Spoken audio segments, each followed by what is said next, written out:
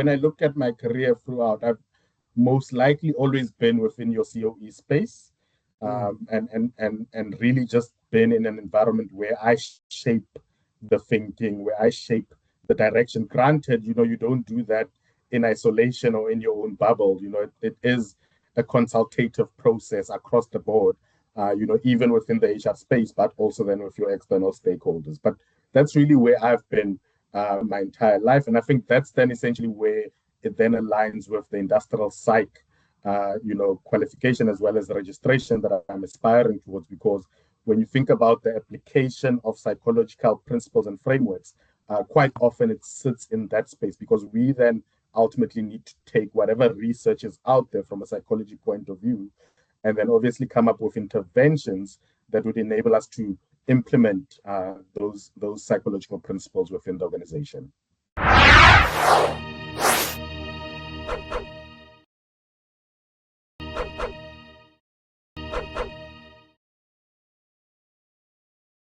Welcome. I'm so excited. You look like a veteran. I should be saying I have a veteran in the field. I wish. No. Yeah, it will come. Few years from now, I think you'll be entering that category. Most definitely. Yeah, friends, I welcome you, and I'm so excited. I've got a gentleman here. He'll introduce himself, and you'll understand why I call him a veteran. Veteran come in different sizes in life. You don't expect white hair for a veteran to look like an emeritus.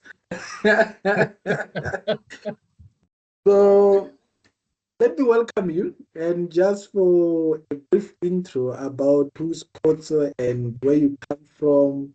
Yeah, just over to you and welcome. No, awesome, lovely. And thank you for having me, Doc. Obviously, to your viewers, the name is Khotso.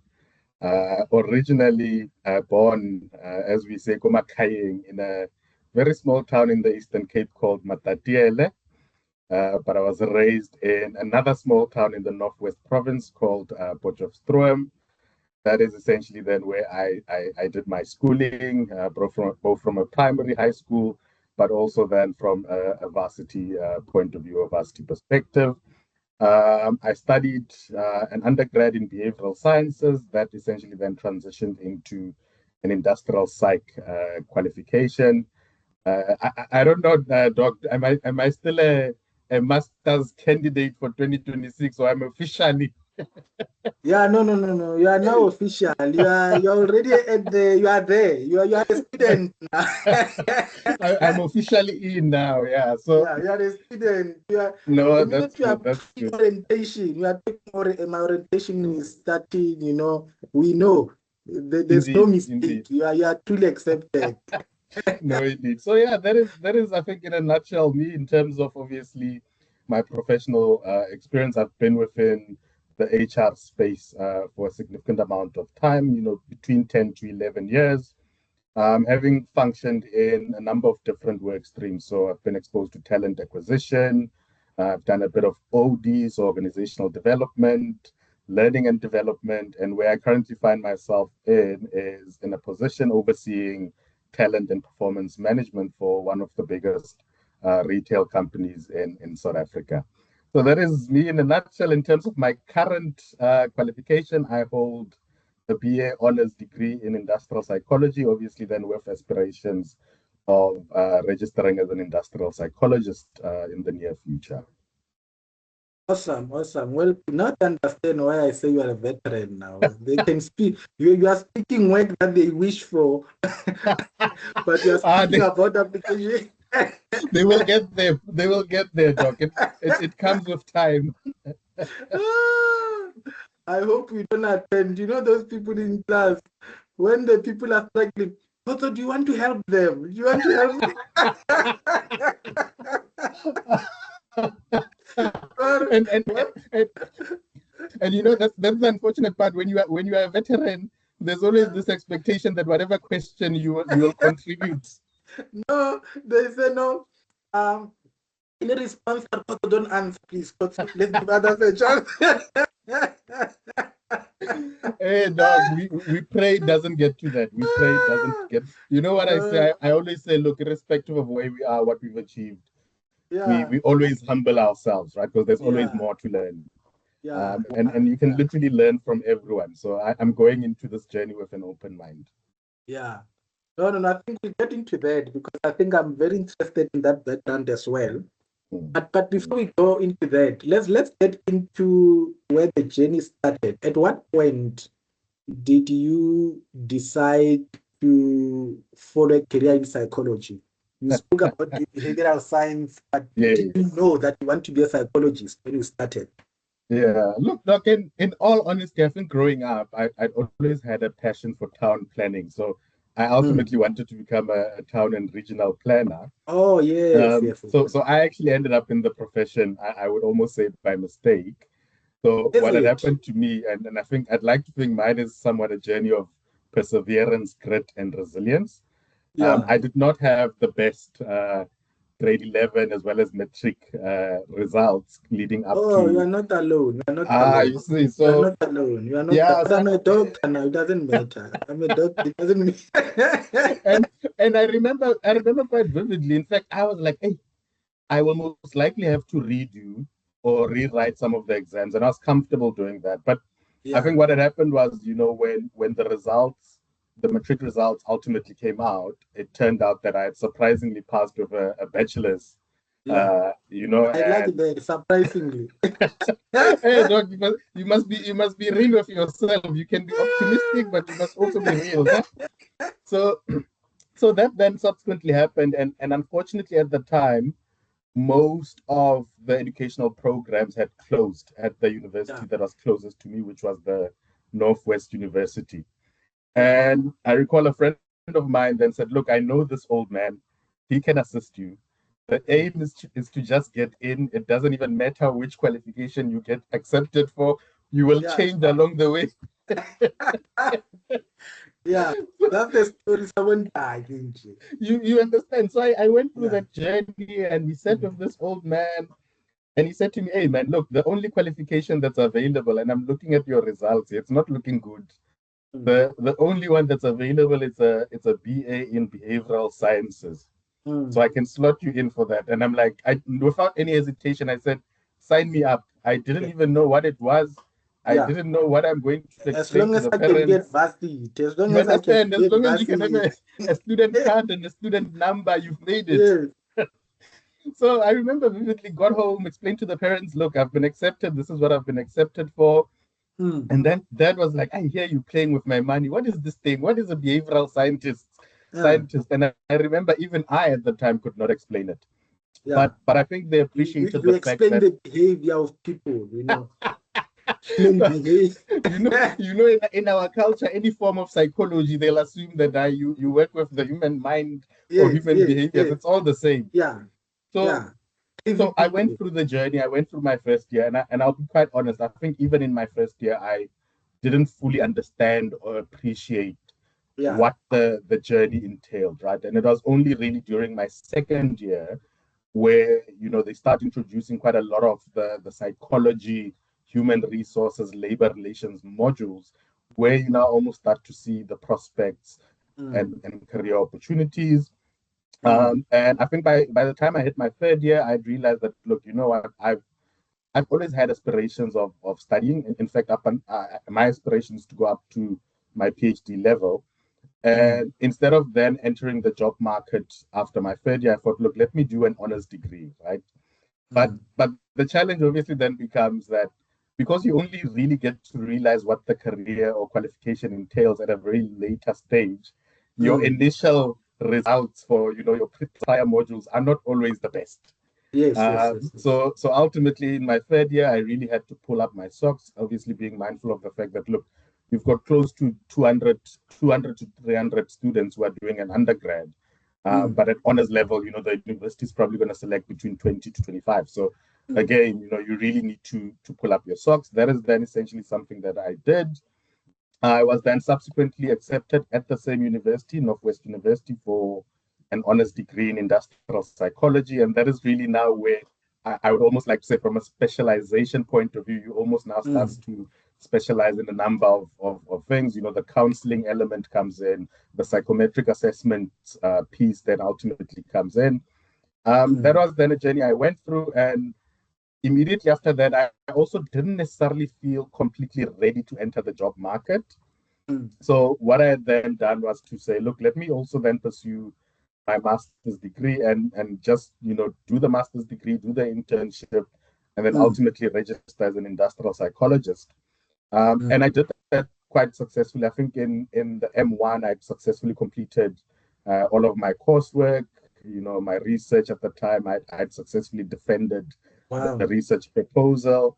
But then life happened. Life happened, and unfortunately, due to financial constraints, I then had to join the job market. And I was actually quite fortunate to then secure a program of an FMCG company. It was a 3-year management trainee program. And how it was almost structured is to say, look, we take you as an intern or as a graduate, and our aim is to actually develop you to ultimately turn into a delivery manager within that very short period of 3 years. So that was quite a very intense program. And I realized very quickly while I was, at the start of that program that, look, something has to give here between the program or either my master's degree. Something would suffer. And unfortunately, the master's degree kind of like took a back seat a bit. And I focused for the longest of time on my career, building competence, building expertise across all of those different spheres of HR that I had mentioned. And I think for me, it was always a thing of saying, there's this piece that remains unfulfilled. When worrying is it, I think it's Maslow's hierarchy of needs, that self-actualization phase. Yes, yes. And I'm at that stage now where I'm, Something aspiring is and missing. intentionally Something is driving missing. towards that. and I came Yeah. across your page, and I think I'd seen one video specifically, if I recall correctly, it was I think it's Miss Kongelani, if I remember Yes, correctly, and Kongelani, the she was industrial speaking about psychologist. her career as an industrial psychologist, and in that video, you had then started to give input in terms of tips around the master selection, and I realized I think one of the biggest fears why that journey remained unfulfilled was. Before I go any further, you know that this channel aims to help you level up your life and career. I've personally developed these self-paced courses that will put you on your path to success. I encourage you that you visit the course platform and explore the courses that we have on offer. To access the course, just click on the link on the introduction video and it will lead you into the course platform. Alternatively, you can go to the description of the video that you are watching and you will see a link written a course. Click on that link and it will also lead you to the course platform.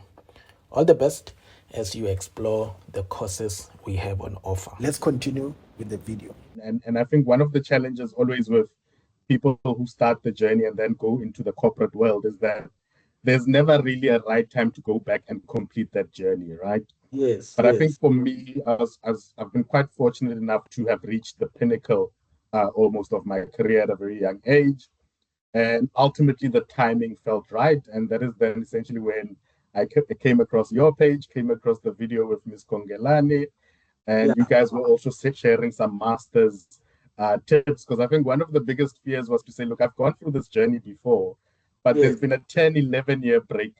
And we kind of like know that, getting selected into these programs is actually quite difficult because often they also only take a very limited number of individuals. And one could imagine how many people there have been built up who are in the queue over that past 10, 11 years. So I think it was mainly around that. But yeah, when I came across the page, I knew instantly that, look, I've got this unfulfilled journey. I owe it to myself. I need to fulfill it. But it also then essentially aligns with where I am currently from a career transitioning point of view. So that is then when I took the decision to go back. I applied across a number of universities. I think in total, I probably applied at about 6 universities. Yeah, wait. Before we get to the application, let's take it slow here. Yes. Tell me, so you did your master's coursework. Yes. And then by the time you got a job, you were busy with your research. I was busy with my research, correct. And So you dropped out of the research part. I dropped out during the research part, so So literally towards the end. was it the dropout where you are like you see the HOD, hey guys, you know what, it's hectic, I need to leave, or is it that one Yago Kasi where you just disappear and looking for you? Where's Khotso? It was that one Yako Kasi, dog. I was like, you know what, I'm working now. I'll be a manager in 3 years. Career is blossoming. I don't need this thing. So it was that one Yako Kasi. I didn't speak to my supervisor. I didn't speak to the Yeah, HOD. man. I just left it hanging. Hey, man. He said when you come for the interview, are you Khotso? We've been looking for you. It was the strangest thing ever because one of the people had said, "No, man, you look very familiar," and I had to explain and give a background story around what happened, why I'm back. But that's been the journey. That's been the journey. I just said, I don't know. I start crying. I come with an approach. I'll start crying. No, look, I think they understood. They were mature enough to understand that life sometimes does happen. But I Yeah, mean, also, looking, if I was to go back 11 years from now, I'm a yeah, completely different person, right? yeah, As opposed to the person I was 11 years from. 11 years back, I would have dropped out the Kasi style and just said, yeah, I'm not even letting anyone, I didn't even let my parents know. All they yeah. knew is that I'm working now and they were happy. So, but I guess I would probably do things significantly differently now, being a I lot hear more you. mature. Yeah, look, I mean, yeah, what you're sharing is very important because I think it's the issue of the demand of research and balancing work and studies. Because majority, I think, of students, that's where they struggle, particularly when you get Mm, who are already working and they get into the academic, back into academia. I think it becomes difficult to juggle the two. And I mm, think it's the reality that we have to face that I mm. think one needs to really, come the cost of what it will imply. I mean, others they need to stop job at all, others they need to arrange. Not all employers are flexible. But Yes. I think the lesson from there is that I mean people should try their own means to just push research as fast as they can Mm, within the allowable, duration. I mean, different changes almost every year. yeah. So you went to the work environment. Maybe, yeah, maybe before we get into the master's part, just take me through that. What does it entail working in that space? Because I mean, industrially, I see it very broad, and I think you had a Indeed. taste of it. Maybe just for somebody who want to understand what industrial is all about, Yeah. field. Obviously, I mean, you get exposed to know where industrial can work, even though you're not working as one, but you start Mm, to see where how can you summarize it in terms of yeah. opportunities that exist? Maybe for those even who are graduating who don't know much about it, or Yes. those who are just Yes. starting, Yes. just to explore. Look, for me, and I always say industrial psych is essentially the application of psychology paradigms, frameworks, or principles Mm, within the work setup, right? And I yeah, always say how I think of the work environment or the work setup is it consists of three levels, right? There's yeah, obviously the makeup that speaks to the individual, which is the person and how they interact and engage in that particular work environment. Then you yeah, essentially have groups, and then ultimately you then have the organization. So I view it across all three of those levels. It's the talent acquisition, which is the recruitment, the talent management piece that I currently oversee. It's around succession planning, so leadership as well as executive succession planning. And in mm, basic principles or terms is I always say it's the identification of potential within employees, creating an environment where employees can then nurture and realize that full potential, which then ultimately leads in those employees experiencing career growth in one form or another. So that's essentially what I oversee. I look at employees' abilities, their aspirations, as well as their attitudes, because those are essentially the three dynamics or three elements that really enable employees to progress within their careers. If you've got those three, becomes relatively quite easy. So for me, it's identifying those, mm, harnessing those, enabling creating an environment where employees can ultimately thrive and ultimately then experience career growth in their own personal life. So that's the one piece. The second piece is then So on this one in particular, how does it manifest in the practical sense? Do people approach you, or is it part of work process for you to identify people and start to engage them? yeah. So I always say within the industrial psych space, we should always think of ourselves as specialists, right, or Mm. experts. And often what we do is when we design interventions, we think quite broadly, right? So in terms of either systems that would enable us to source or elicit some of the information we need so that we can start having these conversations. So a typical case in point is, for instance, most organizations would go through what they call a talent identification process. And to a large extent, this is often spearheaded by your line managers, for instance, right? So again, your line managers would have insights in terms of your career aspirations, your abilities, but also then obviously in terms of how you've performed over, prior years. And all of that information then ultimately comes together to almost then build or create this picture around who our high or key talented employees would then ultimately become. And those are typically then some of the individuals that we start to focus some of our investments within. So that's one way of doing it. There is also then obviously the second approach, which is, and this is funny enough, something that as humans we don't often do, is that ability to reach out to, the likes of your line manager or even us to say, look, I've got aspirations of moving into this role. Please indicate how I can go about forming part of, whatever key talent process that the organization has. Because I think it makes it easier when your line managers kind of like have an idea of what you aspire towards.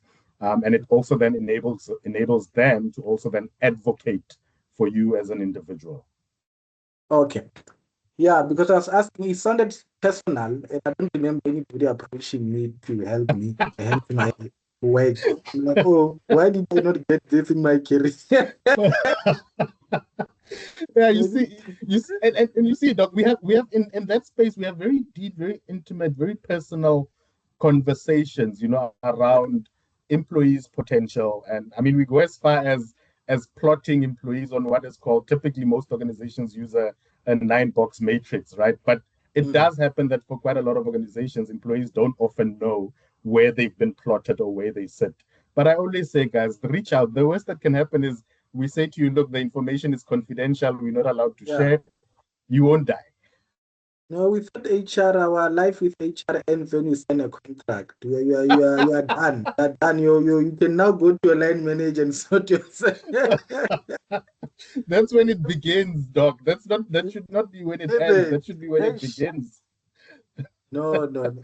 Okay, this one I'm asking for me, people. It's not, even if you don't listen, it's fine. This one is just for me. So Yes. don't worry about it. There's a job I thought I will do before I resign or retire. Learning development. I Hmm. love this work. I don't even know what Hmm. they do, but I just Hmm. love it. This title looks like it's for me. What do they do? So in broad terms, and I spoke about, and I always like to think of what we do in our space as an integrated system of functions, right? So I Yeah. spoke, for instance, about the talent management piece. So typically what might then happen is, because we've now identified the talent, we need to now enable employees to realize that potential, right? And one of the ways to doing that is through what we call talent development or learning and development. So it's ultimately then around building and developing employees' capabilities as well as competence to enable them firstly to succeed in their current roles, but also then obviously start to develop competence that is required for the next level. So in basic terms, it is employee development. But I think where we often make the mistake of thinking about development is we quite often perceive learning and development as me attending a course or me Mm. sitting in a classroom and learning a new skill and Isn't whatnot. that But part of it? it's part of it. But in reality, and I think there's a theory currently that is referred to as the 70-20-10 model. And Yeah. and what that basically says is that 70% of all learning and development actually happens on the job. 20% Ah, is through mentoring and coaching, and only about 10% is that classroom component, right? So what did that they is call it? essentially 70-20-10 learning Oh, I model, must learning methodology, yes. 20, And 2010. 70-20-10. And I'll give a very practical example, Doc. Use So this theory. I must it's use it somewhere. They must feel it that no, no, no. This person is and learned. think of it this way. It's almost like when you are going through a journey of obtaining your driver's license, right? Yeah, There's the K53 booklet that you'll study, you'll read through it, and then you'll yeah. go and write your exam and you get a learner's license. That's that 10%. That's that 10% classroom. Then you've got your 20%, which is the mentoring and coaching aspect or learning from others. That is typically then where your driving instructor comes in. They guide you. They'll tell you do this, don't do this. Step on the clutch, release the acceleration, and so on. And then you've got the 70%, which is the on-the-job piece, right? And when you think about when you had to learn how to drive, where you really now got to learn was when you started hitting the streets Mm, and mm, you mm, started having to mm, indicate, you started having to observe, started mm. having to follow those instructions. So that's essentially what learning and development is. It is essentially a mechanism that we use within the corporate world to develop competence of employees, because essentially the assumption is that if you've got highly competent employees as an organization, you are more likely to then thrive. The organizational performance is most likely then to improve because you've got competent employees operating in their current roles. Awesome. Look, I feel like before I retire, I must do this job. So I think when I go for my interview, I'll come and listen to this video. Preparing for the interview. I'll be I'll be very honest with you, Doc. It is one of the most fulfilling and satisfying jobs in the world, because I always say, if you're a person who loves people, there's nothing more satisfying than seeing people grow and Yeah, seeing people develop and seeing people come back to you and say, look, I am where I am because of the following interventions that you have essentially put in place for me. yeah, So I find that quite satisfying and fulfilling. yeah. Look, I've been wanting to, I told you I've worked in higher education for the rest of my life, and I wanted to taste corporate a bit. So I've been looking, what job can I do? And this one, it speaks to me. It's me and it were like this. The I can perfect, just feel it feels me, I feel it. it's the best job in the world, You know, Doc. this job, Doc, I like it. I just wonder if it likes me. you will learn to make it like you, Doc. You'll find a way. You find you go to the interview when you know I'm the right person, but Yes. Bona, they don't know that. It comes with time, Doc. It comes with time. I must do this. I'm telling you, this is the job. When I look at it, every time I see adverts like this one, I must just do this one It's before for you. It's everything. where you align towards. I think I will enjoy this one. Talent management, I never understood it that well, but I got a sense it has to do with recruitment, psychometry. So tell me then, because I'm assuming, and I think it comes from the interview with Kongelani, where actually industrial in the workplace, they can be are more in the HR space, or they can be as one of the areas. So the They question I have then is, are industrial psychologists in corporate part of the recruitment team? No, not necessarily, not necessarily. So Is it? one, I think you are spot on in saying they can be within or form within the HR space, and in Yeah, fact that is or that is human, because there's an HR and what human development. It seems like that two. Oh, speak very veteran. Let me Yeah, know. yeah. So I know nowadays, we do have quite a lot of industrial psychologists going within your HR stream. So how we typically refer to it is we have an HR operations Yeah, stream. So that is typically where your HR generalists, HR business partners would ultimately sit. But then we have typically what we then call a center of excellence or a center of expertise. So, yeah, so I always like to think of it as saying in the center of expertise, that is essentially where the brain sits. That is essentially where quite a lot of the development piece sits. So when we're talking interventions, when we are talking, for instance, what is our approach for talent acquisition?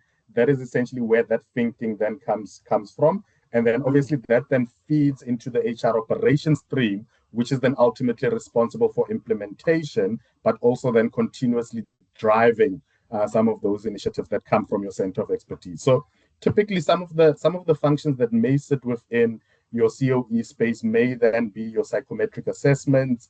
It may be something like organizational development. What's the COB? COE, Center of Excellence. Oh, hey, don't use this jargon. We're lost here. We are We still trying forget, to get into masters now. Now we are left to struggle. What did Professor say? So let me so I always think of it as a there's when you think of a computer, there's software and then there's the hardware piece, right? So your COE is almost then your software piece, and that then enables the hardware to then ultimately do the actual work on the ground itself. I see a lot of this center of excellence. It's a common thing now within a workplace. It is a very common thing now currently within the workplace. I think from a strategic point of view, it does enable organizations to it does enable HR functions to be a lot more strategic in terms of how they approach things. So it is quite common, and especially I think in your much bigger organizations, it does appear to be the most preferred model, because one would think in your center of expertise or excellence, you don't necessarily need a lot of employees operating in those environments. You could easily do with one or two, because that's really where the thinking comes in. But ultimately, then in terms of implementation, that's probably where you'd need quite a lot of your employees from an HR perspective sitting at, so that they can literally just take what has been designed and ultimately then implement that within the organization. So the people who do learning and development, they are in the center. They would typically also then form within part of the Center of Excellence. Oh, I think let me get my interview invite first. We'll talk when I get an interview. Then we'll talk. We'll prep. Let me worry about getting an interview first. we will have a coaching and mentoring session. Yeah, no. That one for now. An hour. You must get this straight. Please. Yeah. No, I've got you. When I get there and speak, they feel like, where have you been? We've been looking for you. Where did you get all this knowledge? I'm like, no, there's a veteran somewhere. That's been the journey. That's been the journey, Doc. I think when I look at my career throughout, I've most likely always been within your COE space, and really just been in an environment where I shape the thinking, where I shape the direction. Granted, you don't do that in isolation or in your own bubble. It is a consultative process across the board. Even within the HR space, but also then with your external stakeholders. But that's really where I've been my entire life. And I think that's then essentially where it then aligns with the industrial psych, qualification as well as the registration that I'm aspiring towards. Because when you think about the application of psychological principles and frameworks, quite often it sits in that space, because we then ultimately need to take whatever research is out there from a psychology point of view, and then obviously come up with interventions that would enable us to implement those psychological principles within the organization. Hi friends, just a quick break. I know you're enjoying this program, but I just want to answer some few questions about people who still want guidance on how to access the book. You know what I usually recommend, that make sure that you get an ebook. An ebook, you can get it on Amazon and follow their process. Just click on the link below this video and then follow the process, and you'll be able to get the book. I like the ebook process with Amazon because it is instant. You buy the book, you get it immediately on your gadget. But if you are in South Africa and you want to get a hard copy posted directly to your home address without leaving your house, all you have to do, there's a link below this video from our printers who were kind enough to help us with distributing the book. All you have to do, click on the link, fill the form, and they will be able to communicate with you on how to get the book. Usually it takes about 72 hours to get the book to you, and many people have been getting their book, so don't be left behind. See the links below this video on how to get the books. Let's go back and enjoy the program. Okay. So that's in essence basically what it entails when somebody's in the field. Indeed, indeed. Yeah. No, look, I think I was just thinking when we were talking, this interview is not those ones we name the master selection. These ones are the one we name master class on industrial psychology. We must find a fancy name for it. This one is not just, somebody must not come here thinking they're just hearing about selection. You must get notes here. What happens in industrial psychology? No, and anything to help, Doc, because I think you raise a very valid point, and I'll tell you why. You know, one of the biggest misconceptions, and I see this even with people going through industrial psych master selection, is quite often, you know, within the field, quite often people tend to struggle with differentiating between HR and industrial psych. Yeah. And unfortunately, often when you go through your psych selection process, one of the questions that you are asked is exactly that, you know, Yeah.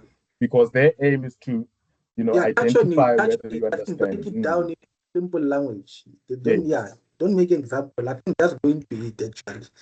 How do you answer that question? Look, for me, as I've mentioned, it was really around one, it's the application of psychological principles and theories in the workplace. Yeah. Obviously, then across the three levels of the individual, the organization, as well as the individual groups, as well as the organization, because essentially that is ultimately then the ecosystem of organizations. So that is broadly how I explained it. I spoke a bit about the COE aspect to say, you know, and this is now specific to the role of an industrial site, to then say in practice or in corporate, this is then ultimately where they would function. This is ultimately what is then expected of them. This is how they then feed into the rest of the HR streams for them to then ultimately then implement whatever has been designed. And then HR. So, but HR is anything outside of that, basically. HR is typically anything outside of that. I think some of the more common roles you'd have within your HR operations stream would be HR generalists, HR practitioners, and as well as HR business partners. But do bear in mind, like I mentioned, we do currently have a lot of industrial psychologists who, again, just from a passions and desire point of view, are essentially then practicing within the HR operations stream. Mm. I'm taking notes here, and somebody's watching, wanting to get into master. You're not even taking notes. Look at me. I'm taking notes. I'm a dog. You are not taking notes. Like I said, dog, you learn every day and you never know who you learn from. Look, if there's any field in psychology I like, it's industrial. I'm telling you. I think if I was not in education, I'll go to. I like industrial with all my heart. I think when I work in that learning and development, they'll be my friends. Those are the We people I'll will be. we They'll will be my gladly friends. welcome you. You guys are speaking clinical. Yeah, guys, there are courses out there. There are courses. We will gladly welcome you, dog. When Yeah. the time comes and you are ready, Oh, I we've like got this you. field. I'm telling you. I think I only knew about it later. So I must come there. That's what I'm saying. Every time I think of stopping work, I'm like, but I've got this thing. Mm, I need to reach this mm, learning and development thing. Because I've never worked mm. in corporate, and it's always like I need to just taste it. Even if it's Yeah, one day. Even if it's one. yes. Mm, I would recommend, dog, because I think also this is an information sharing session, and this is something I realized quite late. There's actually an association called the South African Career Development Association, SACDA.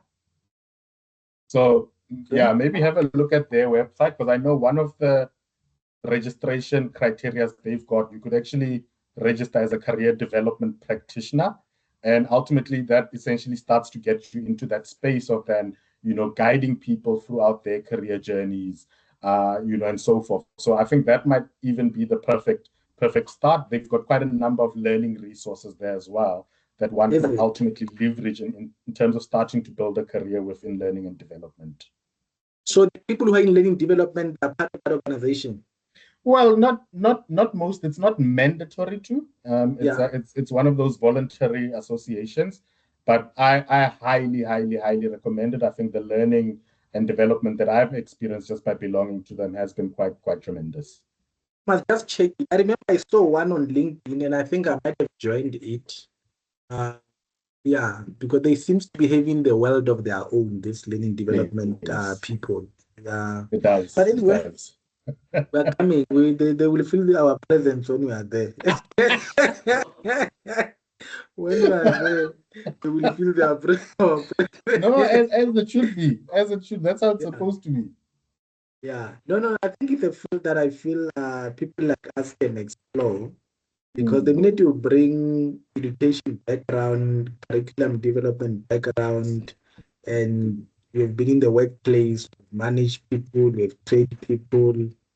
I think with the, Yeah, I mean, probably you will know this in industrial psychology, probably you have done a module on career advancement where they speak about 21st century career, that is no longer correct. about, fixed career path. You diversify yourself. You can move from here and go to a Doc, totally I don't know if different I've field. lost you, but you are indeed correct. So I think it was called career psychology. Yes. The module is called career psychology.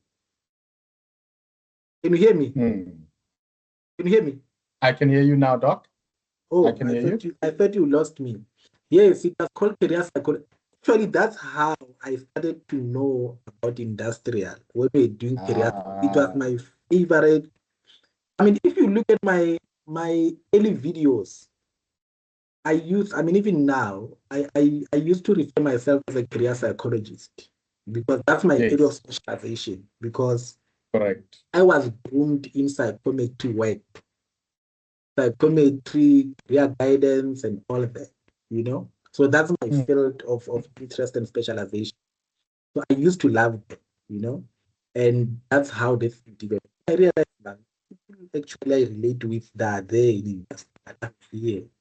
My people are there. Like my people are there. Enjoying specs here in corporate. I'm here. They are there. Then I realized that maybe No, I need but to go. I need to cross.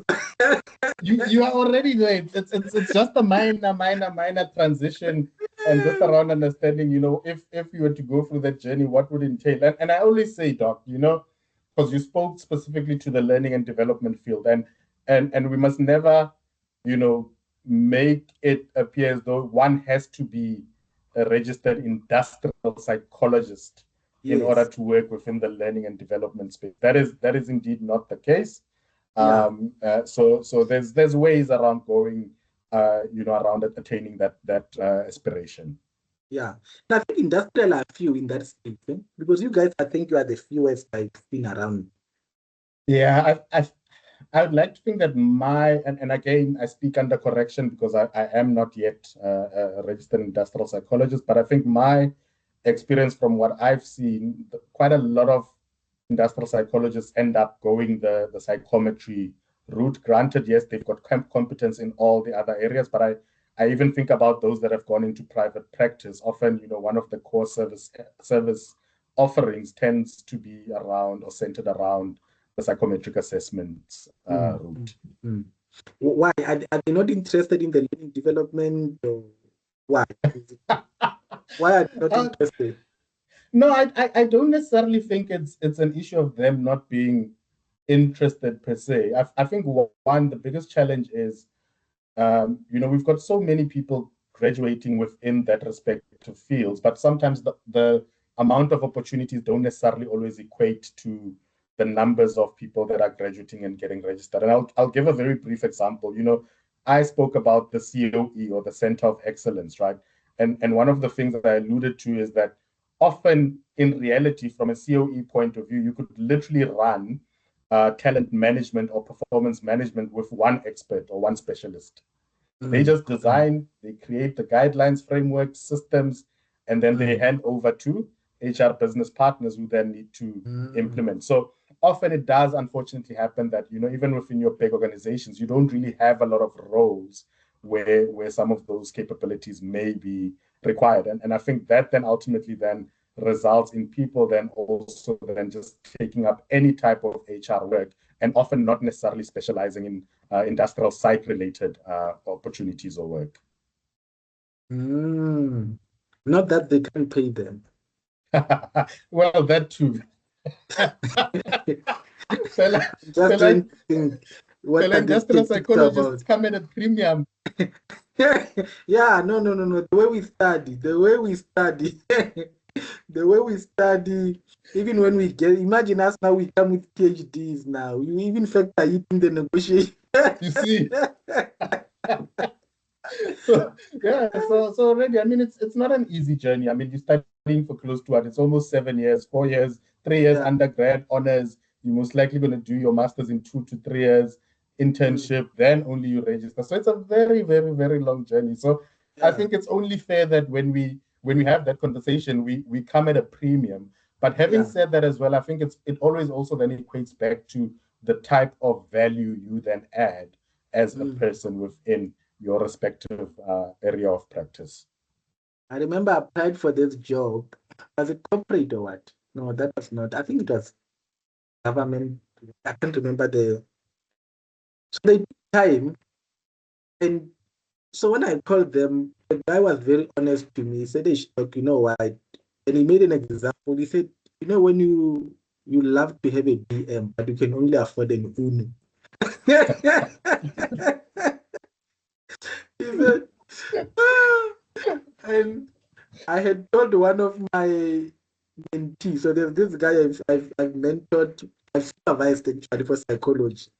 He was Mm. just starting. So when I applied, I said, no, take this. If they don't take me, they will take you. So he called me. So I told him this. I said, hey, you know, these people, this is what they told me. No wonder they're so quiet. He said, hey, stop. I think they want an Uno because they spoke to me as well.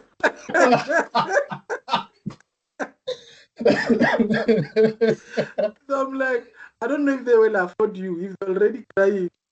But they end up not taking both of us. So I end up having a conversation with the guy. I think he was in recruitment. He said, my man, just didn't see your at your. So you know that job, they don't put the salary. The salaries, Yes, yes, yes, very no, few. these people are powerful. Even people don't put salary, they trust themselves. That are no, you can't compete. You'll be happy. So I assume no, these people, their muscles are very strong. Yeah. So I was speaking to the guy. I'm like, my guy, psychology they cost a lot, you know. Mm, I was mm, having an mm, open family cost a lot, my guy. You need to have a budget is too small. So he told me the budget. I'm like, no, that's too small. It can't work. mm. Just started explaining to him and gave him like government, how do we benchmark? I said, look at government. If we can beat government at least, we'll understand that you are serious. But if you can't even compete with government, then you are going to struggle. So I understand. So corporate, we assume corporate government can't even compete with them. You know, so when we come there, I will be happy. We must be happy. We must be. Hey, Doc, you'd be surprised. Government surprisingly pays relatively well, sometimes even No, better no, than they have most corporates, improved. you know. No, they have Mm, improved. I really significantly. agree. They have improved, and yeah, they have improved. You know, they have improved. I've really used them very well and effective Mm, when I've seen mm, that they are good people. mm. They are good employees.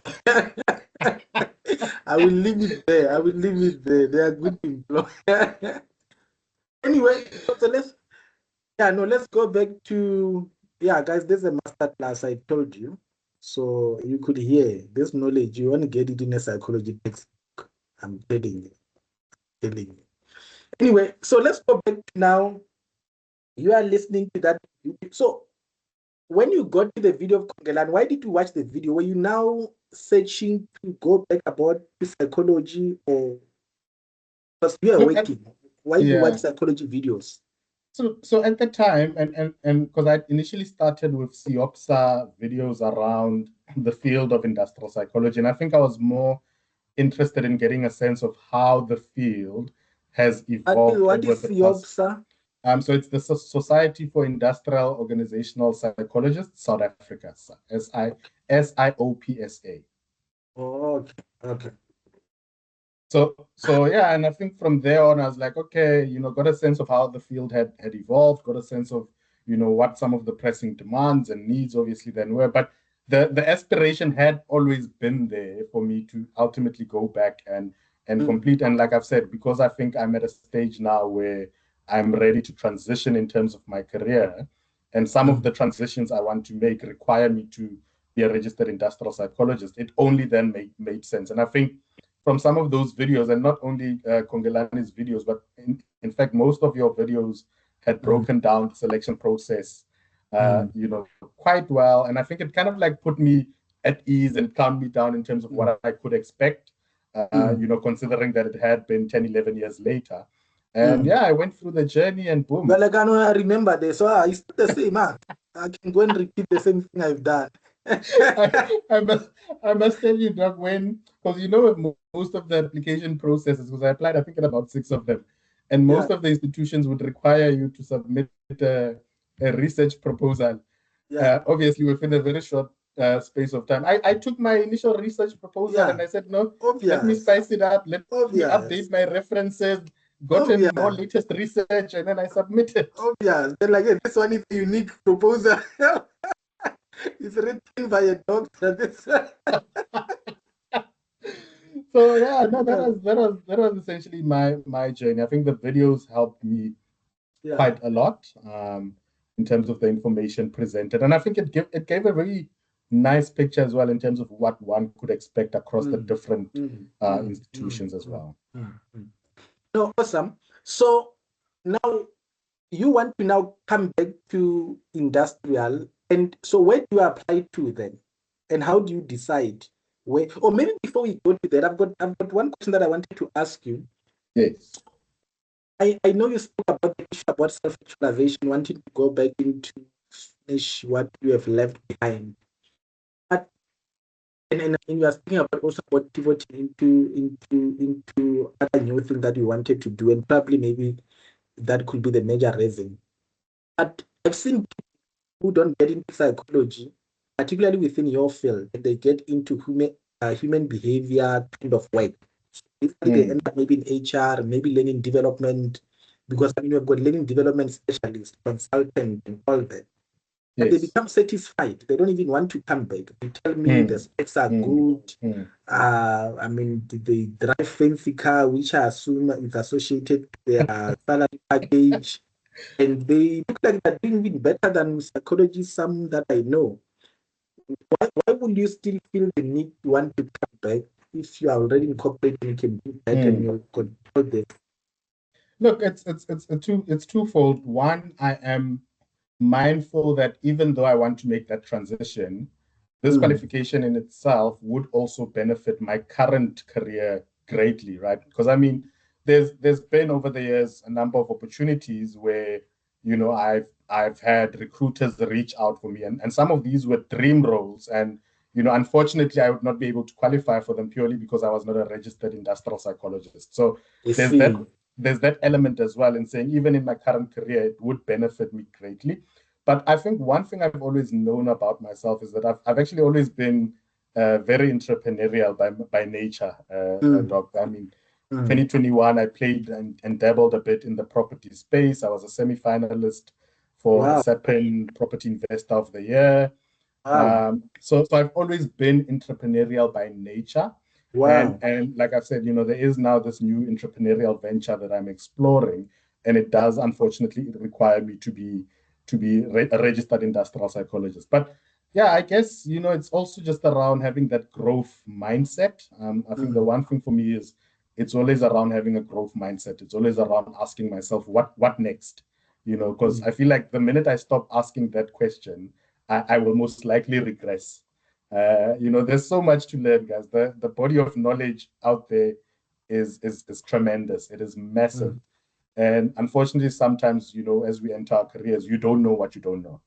And it's on to you to then gradually develop that knowledge as time progresses. So that's essentially where I'm at currently. Awesome. So I think you know about EDHE, Entrepreneurial Development in Higher Education. Ever heard of it? No, never.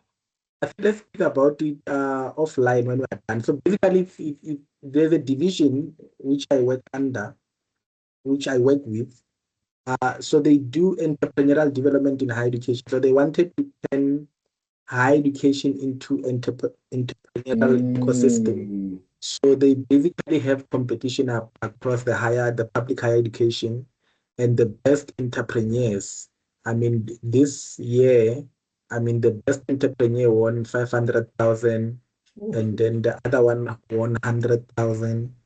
So that's something, because you are a registered student, actually, you can participate in that, you know. So, and go there and bring your veteran ideas, and you never know what happens. But let's think about it That's offline, true. because I That's usually true. tell That's people true. that, I think one thing I've learned about education, it exposed me to the number of opportunities that you wouldn't normally get if you're not a student. You just Mm. need to be a student. You realize, even if you like business, you can actually get money quicker by being a student. You've If you got like, you have access to access. resources. You get a point. If you like sports, you can actually get access better into recruiters and whatever by being a student. It's a lot of things that I've learned in higher education that had we known this before and not have like that career advice, like your uncles and whatever, just no, just register, just go. We will Mm. have done better and quicker. That's And let's true. speak about it. That's I true. think that That's might be true. something interesting as well. Yeah, but anyway, so while you mentor me to get into the learning development, I'll mentor you to get this 500,000 uh, business. No, no, mine, mine, that's fair mine. enough. I'll get the payment from my salary there when I get the job. Yeah, When no, I that's get fair the enough. job. That's fair enough. No, no, I got a poor quality network. I think it's the weather this side. But Is it? I was gonna delve into, because I think you had asked the question around where I had applied for, and I think one thing I knew is I wanted the registration, I wanted the qualification. I wasn't really Yes. too picky in terms of where I would ultimately end up. I applied everywhere. So in total, I applied to six educational institutions. So I applied at University of Free State, I applied at Northwest University, UP, Stellenbosch, NMMU, as well as UNISA. Mm. And from those six, I went through three assessment centers. So that was with UFS, UP, as well as NWU. And I got accepted, approved for all three of those programs. The other two, and this is something that is actually quite interesting that people just need to note. So I applied at UNISA, and then I think around October, November, I heard from someone that they had been accepted at UNISA. And in my mind, I'm like, I couldn't comprehend how you've been accepted when I've not even been invited to the Yes. assessment center at UNISA. And then it turns Yeah. out I had actually applied for the research Sure. master's The wrong program. degree in industrial psych, right? And not the professional industrial psych master's degree. So that's just something that people should always note and have in mind when they are going through that application, so that they don't make that mistake. The second one was with NMMU. I'd also applied with Nelson Mandela University, but what they had then come back to say was that they could only offer the research master's industrial psychology qualification. And then I think they had said that their coursework or professional industrial psych program was actually going through what is it? Recirculation, so, or Restructuring. recurriculation. So I think they were relooking the curricula, and then obviously that would then have to go through the relevant approval processes right up to being approved by HPCSA. So with NMMU, I'm not entirely certain if their program is currently accredited. They had said they would probably complete that process by September, but obviously for me, I just felt like there was a bit of a risk element attached to that. So yeah. And And Stellenbosch. Stellenbosch, straightforward. I applied, telephonic interview, and then they requested my CV. And then I think a few days thereafter, they had then essentially made an offer for me to join their program. It's also a modular program, so part-time, and it's actually quite suitable for people that are working on a full-time basis. I think for me, the only issue of Stellenbosch is that because I'm based in Durban on a full-time basis, the traveling arrangements would have been somewhat messy. And that was the only reason why I declined Stellenbosch.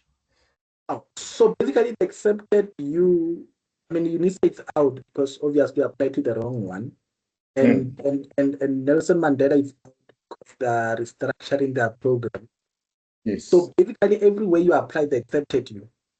Everywhere I applied, I got invited to the assessment center and I got accepted.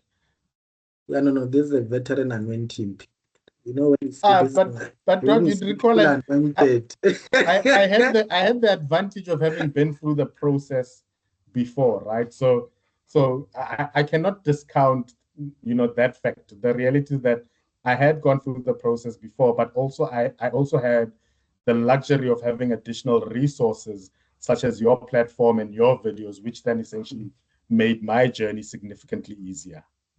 I think you are being humble. You are being humble. So let's get into this thing.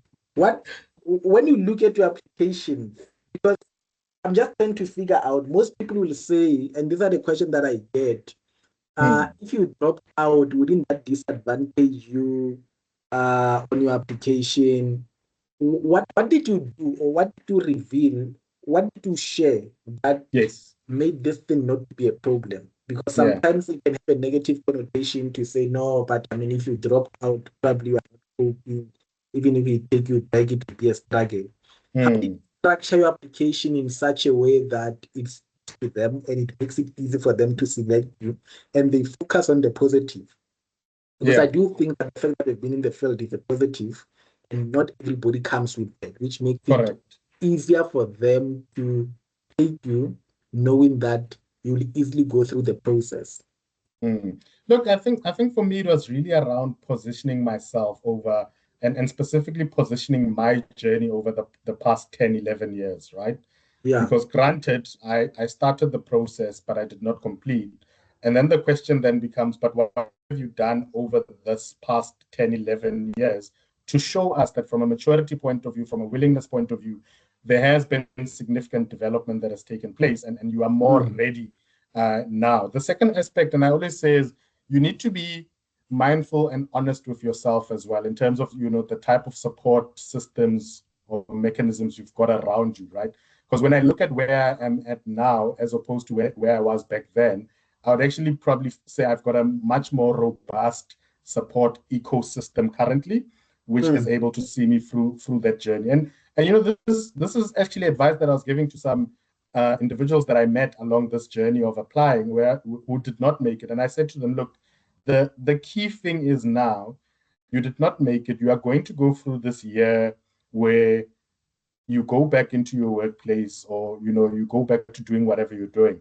What is key for you to do during this year is there needs to be some sort of intentional development mm, within the industrial psychology space, right? Whether that is attending short courses, or whether that is signing up for your postgraduate diplomas in psychometry, or I know Unisa has a postgraduate diploma in organizational development as well. You need to do something. Don't be idle. Move with the times, ensure that you're consistently developing, because what that then ultimately does when you mm, apply or reapply the next time again, it shows the panel how badly you want this. It shows the panel that irrespective of you having experienced setbacks, this is ultimately what you've done as a means of developing yourself and becoming a better professional in preparation for this master's that you are aspiring towards. So it's always around portraying the challenges, but also then portraying what you've done to try and address some of those challenges that would have stemmed in the past. Awesome. And if you were to touch on, I think I might have mentioned that I no longer go into too much details about the selection process. But Mm. when you look at both the UFs, Northwest and UT, and what will you say, or is there anything that maybe you want to share about the selection, just as a tip to students? Yeah. And I mean, obviously, I mean, it looks like Stanford never interviewed you, because from what you are saying, you shared No. the CV. It's a very strange process. It means your CV must be that powerful that it's for you. But anything we can share? Yeah, so I think one of the things I've seen is relatively across the board. Most of the processes tend to be the same in terms of the application, the research proposals, and then obviously psychometric assessments and the assessment center, right? So those tend to be relatively straightforward. The one thing that I had found to have been quite different, and so specifically to the University of Free State as well as the Northwest University, is that within their assessment center, they've got something called a leaderless group activity.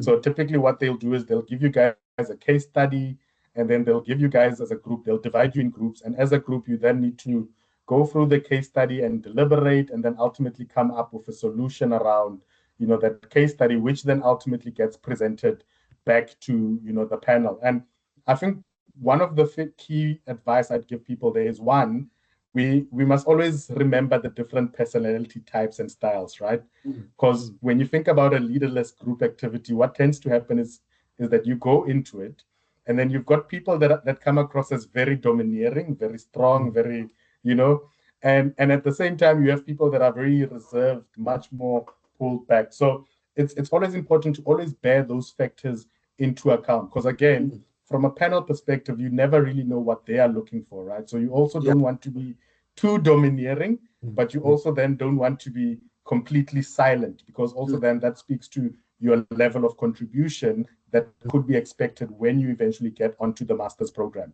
And I always say to people, if you know that you are a domineering person, what you should always then do to counter that is to always pass the ball, right? So after you've given your feedback and you've given your input, look for the person who has had the least to say, probe them on their thinking, ask them how they would approach the situation and what their input would be. Because one would then also imagine that from a panel point of view, that is an indication of your willingness to open up the room to different or diverging thoughts. So that is one of the things that that really stood out for me, because that is actually one of the things that I think a lot of people find very, very, very difficult, right? Because you are in a room with people you've probably never met before in your life.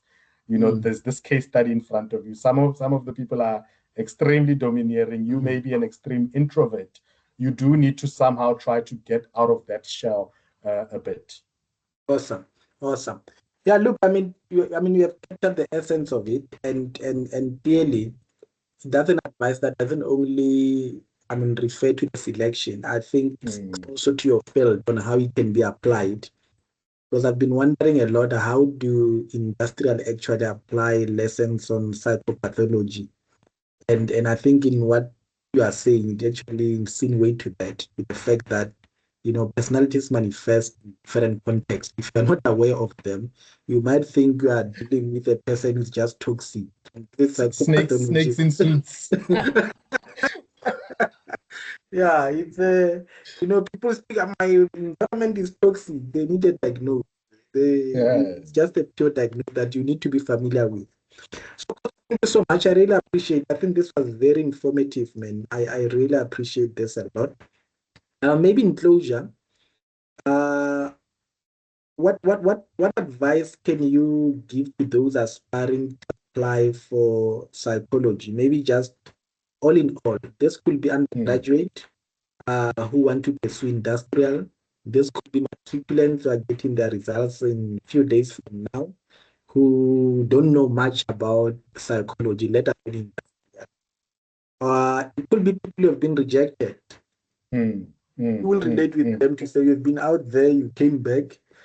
Maybe advice to them. Those are rejected as well. Maybe touch on the aspect about what opportunities can they explore. Let's say you wanted to apply for industrial, you are not selected due to space and all that, and you are frustrated. What can they look into? What can they explore in the field? Work-wise and opportunity. I think industrial are better in terms of opportunities if you've got honors than industrial in general psychology. Isn't it?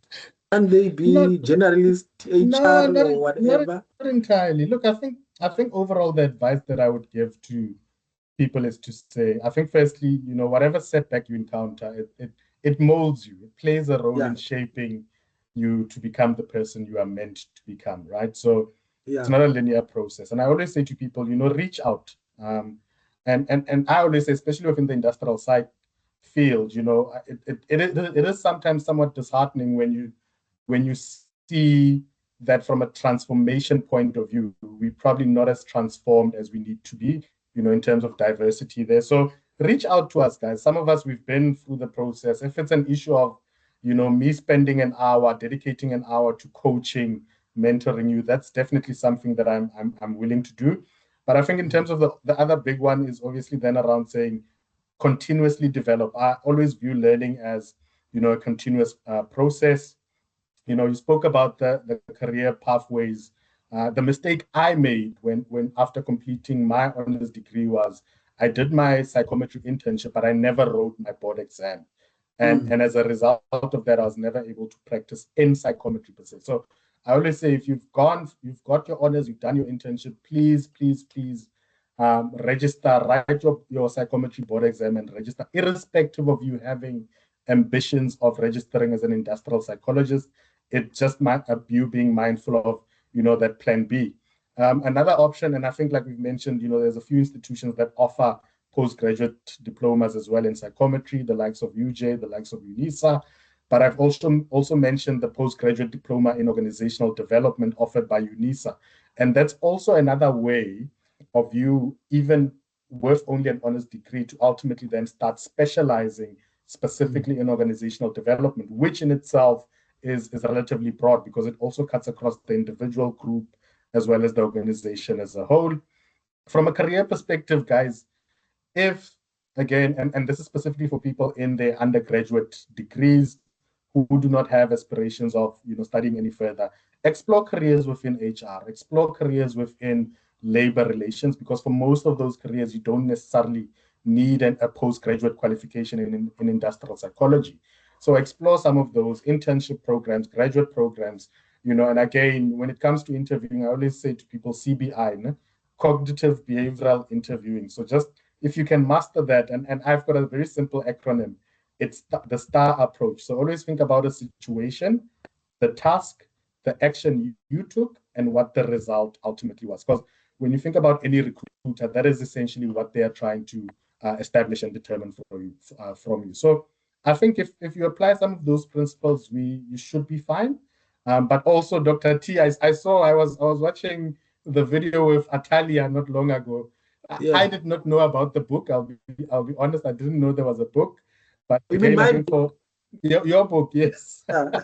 So that's also a very valuable resource for those that are looking at going through this journey, right? I always say you add as much as possible into your arsenal, right? So that if and when you find yourself having to use a specific piece, at least it's there. Rather be over-prepared than being under-prepared. Awesome. Mr. Khotso Molefe, guys, he's speaking from experience. That's why there's a master class. Please, you need to listen.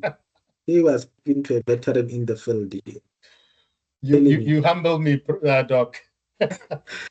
So, I mean, you reached to me on Instagram, and you are saying people should reach to you. Where do they find you? Because Instagram is not the common way you can find others. You're not on LinkedIn. That's true. I am on LinkedIn, so you can find me on LinkedIn. Khotso Molefe. You sound like you are somebody who must be on LinkedIn, definitely. You just, if you this find class, you must be on LinkedIn. Your level must be on LinkedIn.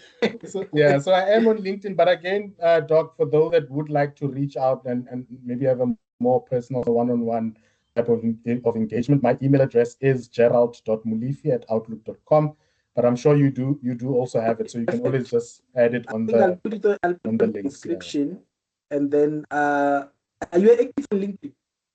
I am quite active on LinkedIn as well, so people can also reach out to me on LinkedIn. I've never seen you on LinkedIn. You'll never see. Rona, we operate underground. You just hear about us when the time is right. I'm a submarine. we operate in the shadows. I think what I will do when I post the video, I will tag you, and then anybody has got a question. This question is too high for me. I won't be able to answer you. Please ask him for these questions. You can even me, I'm asking, I've got a pen, I'm taking notes. When you're asking me, I still have to check my notes. Just ask him directly. No, for sure.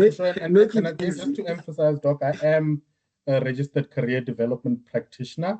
So I know one of the biggest questions in industrial psych is always around what can I do with an industrial psych qualification. So if there's any of those questions that come through, please reach out, guys. Let's align, let's determine and establish where your interests lie and ultimately how we can get you towards realizing your career aspirations.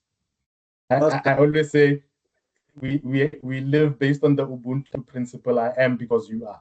I am where I Awesome. Awesome. Given the time That's and effort, and I'd really like to do that the same. no, that's true, and I really appreciate that. Thank you, Khotso. I really appreciate your time and all the best as you are starting or restarting your journey to self-actualization. Only a pleasure, Doc, and thank you so much for being a wonderful host.